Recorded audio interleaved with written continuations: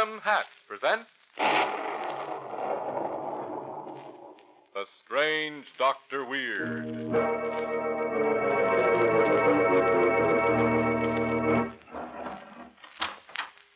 Good evening. Come in, won't you? Why, what's the matter? You seem a bit nervous. Perhaps it would help calm you if I told you a story that I just heard.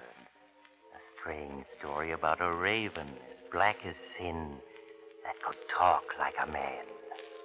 I call my story The Dark Wings of Death. Before Dr. Weird takes you to his world of mystery, a brief look at the world of fashion. When the new Adam 5 was first designed, Adam's expert hatters spared no time nor expense to make sure that the Adam 5 would be smart, down to the very last detail. They got what they wanted, and so will you, for just $5. The new Adam 5 is now on display at the thousands of Adam hat stores and authorized dealers from coast to coast. Step into the one nearest you and ask to see an Adam 5. Notice the handsome style, the perfect fit, the quality all fur felt. Then, try it on. Yes, sir.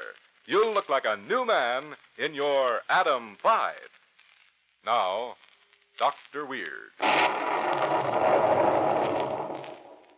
And now for my story, The Dark Wings of Death. It begins in the small East Side apartment of Ned and Helen Kennedy, who are having a slight discussion. Ned, I tell you, if your Uncle Simon won't lend you the money, you'll have to kill him and take it, do you hear? But look, Helen, if we just wait a little longer, he's so old and feeble, he may die any day now. We can't wait. That shortage in your accounts will be discovered by next week. We've talked this all over before. Why are you hesitating now? You're afraid? No, it's not that. It's that pet raven of Uncle's. It makes me so uneasy. His raven. So that's it. You're afraid of a bird. Now, wait a minute, Helen. That raven isn't an ordinary bird. The way it watches me with those red eyes and the way it screeches whenever I'm in the room. Well, it almost acts as if it knew I was thinking of killing Uncle Simon. All right, Ned, go to prison then. No. I'll do it if I have to. I'm going to try to borrow the money from him first. You can try, but you won't get it. Now, you'd better get over to that horrible old tenement he lives in with his supper. After he's eaten it and fallen asleep, remember just how we planned everything. Turn on the gas heater, unlighted, so it'll look as if it had been blown out and he died in his sleep.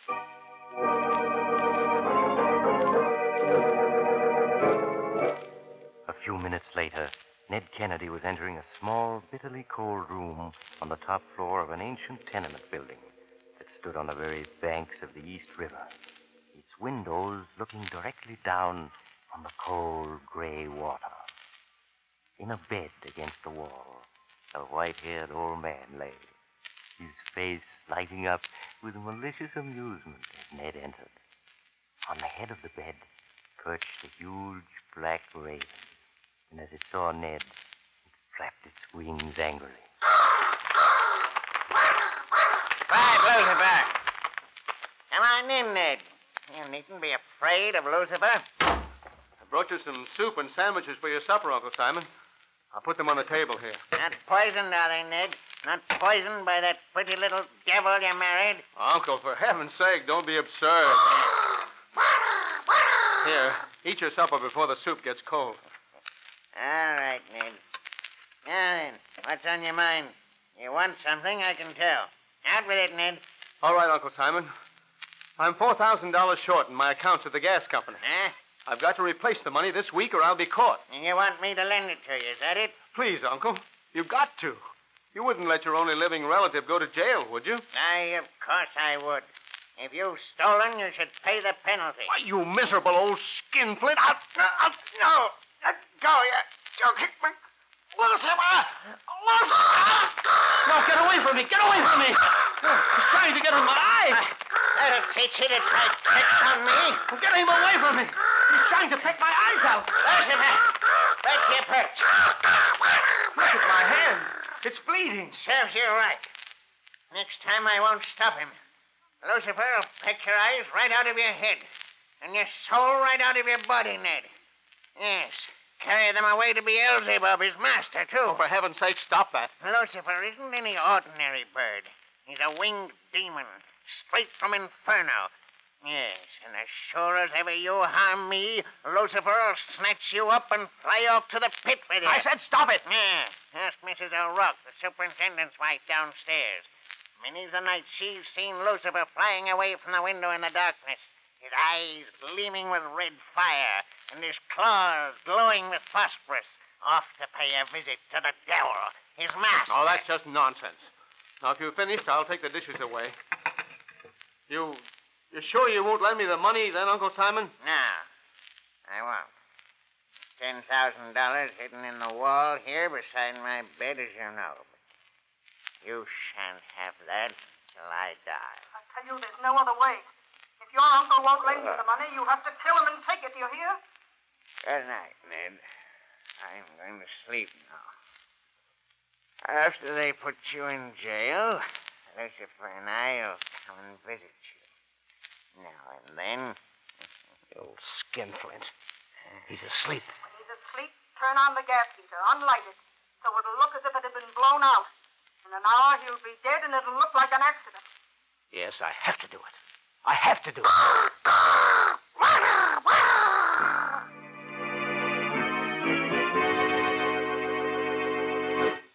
Before you take a rest, Dr. Weird, would you tell me the time? You're not leaving already, are you? Oh, not yet, Doctor. I just wanted to remind the men of our audience that whatever the hour, they're usually meeting people whose opinions they just naturally value. Calling on business associates, joining a friend at lunch, going to the theater. Those are the times you want to look your best. And nothing counts more in making a good impression than your personal appearance. Naturally, clothes are important. But what's equally important is that every article fit into the picture. That's where Adam hats come in, because the style of an Adam is just right. Made of fine quality all-fur felt in the smartest shades, Adam hats are the last word in fashion. Carefully designed down to the smallest detail and long-wearing as well. And Adam is a wise investment in your personal appearance. So if you want to look your best, top your clothes picture with a new Adam hat. Now, Dr. Weird.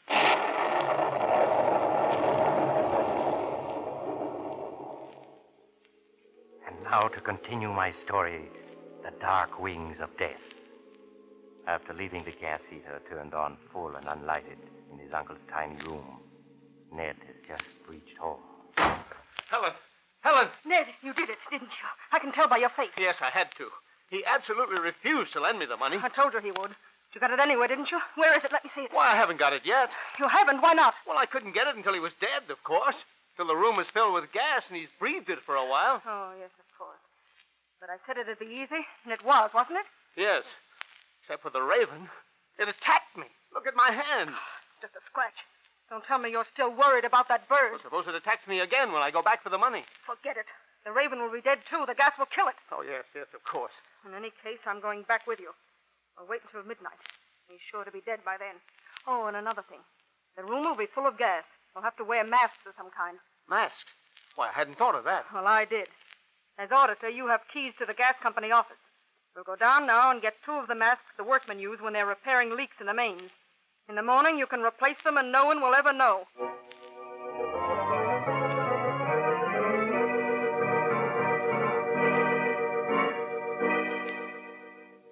It was just after midnight when Ned stood once more in the cold, dark hall outside his uncle's door, Helen at his side. I don't hear any sound inside. Of course not. They're both dead. Come on, put on your mask and let's get it over with. All right. Here, now, this strap goes over your head. Now, breathe through your mouth. You can talk, too. These masks are the latest type. Talk? Yes, I can, can't I? There. Now, we're all set. Have your flashlight on. Mm-hmm. We mustn't turn on any lights. The least spark would explode the gas and blow us sky high. I know. Come on. He's dead. Of course he is. Where's the raven? Oh, what does it matter? Come on. Help me move the bed. You take that end. All right. Take it easy now. He looks as if he were asleep. Oh, forget him. Where did he keep the money? There's a loose board. Listen, the raven. It's still alive. It can't be. I don't hear it. There, it's perched on that chair. Flapping its wings. Oh, get away from me. Get away. Ned, get hold of yourself. There's nothing there. Nothing, I tell you. There is! It attacked me. Look out! Here he comes again. Trying to get at my eyes. Keep it away! Keep it away! Ned, stand still. You've backed us right up against the window. I tell you, there's nothing there. It's just your imagination. It's coming at my eyes again. I'll stop it. I'll stop it. Ned, that gun, where'd you get it? I brought it with me in case of an emergency. I'll stop that raven. Don't use that gun, you fool. This room is full of gas. The shot would make it explode and kill us both. Look out! It's coming at me again! Don't!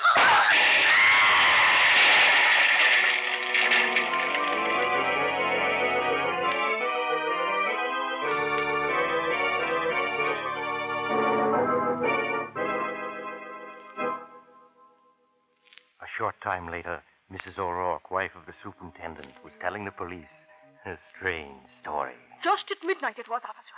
And I'm standing at me window when up above there's an explosion, fair to wake the dead. And outside me window I see a great flash of light. And what else do you suppose? You've already told us, Mrs. O'Rourke. You saw a man and a woman blown clear out through the window and into the river down there. Blown out nothing. They was flying through the air, holding on to each other. And that raven had his claws in the man's hair and was flying away with them, his eyes blazing fire as he took them off to the devil, his master. Now, Mrs. O'Rourke, you're letting your imagination run away with you. I know what I saw. But you can't have seen that, because we found the raven dead on the floor beside the old man's bed. The gas had killed the two of them, both together.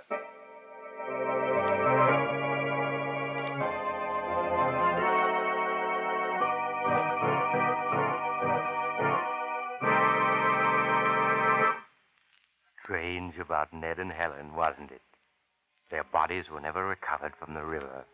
It was almost as if they really had been carried off to someplace not on this earth.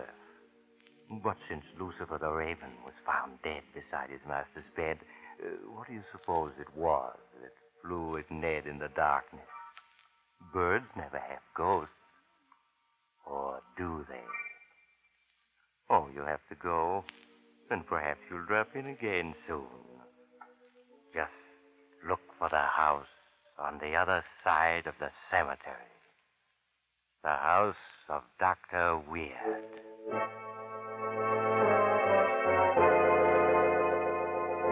While Dr. Weird prepares his statement of next week's thriller, I'd like to read a brief statement from the makers of Adam Hats, who bring you this program.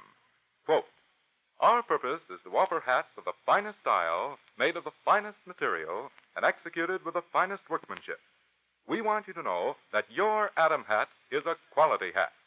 At the same time, we want your purse to know that Adam offers a great value. So we present our smart line of Adam hats at prices which we honestly believe give you the most for your money.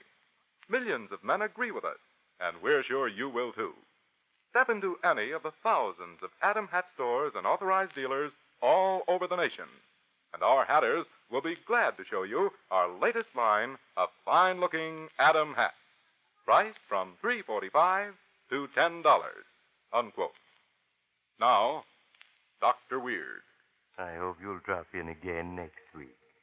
I want to tell you a story I call The Secret Room. It's a story about two escaped Nazi prisoners who were quite sure they were smarter than the... But the rest of the story will have to wait until your next visit.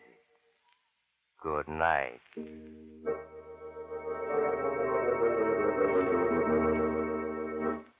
Join us again next week at this same time for another visit with the strange Dr. Weird. The Strange Dr. Weird, directed by Jock MacGregor, is presented by the makers of Adam Hats, the hats that are always top in quality. Dick Willard speaking. This is Mutual.